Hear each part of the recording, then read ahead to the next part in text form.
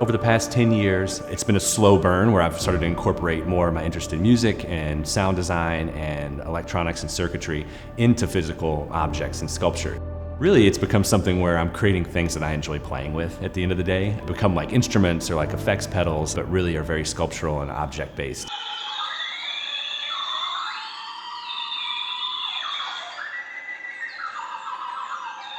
The electronics components in the work, the parts that produce sound, actually is built alongside the process of building the sculpture. So I try to not have a preconceived notion of what it's going to do functionally. I like to let maybe the sound aspects of it respond to the feel of the work. I do try to keep it relatively simple, that they're analog. I'm not trying to do too much with sensors and digital, because I really do enjoy the fact that they're also so sculptural to me, like being able to choose the color of the wire you're using on your printed circuit board to make a connection. Being really thoughtful about them as their own little ecosystem and their own aesthetic object.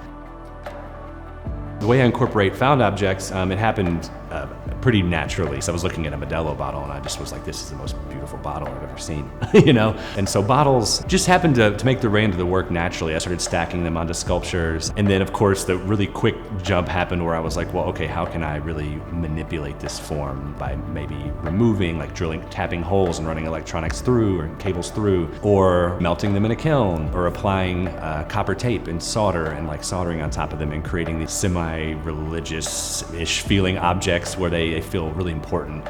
And I enjoy the process. They feel very personal to me. And so by that extension, they all have some degree of self-portraiture in them, being that they talk about something that I'm feeling at the moment, some emotion, And I think a lot of times the beer bottles have, for me, stood as these markers of time or of maybe anxiety or mental health at that current moment.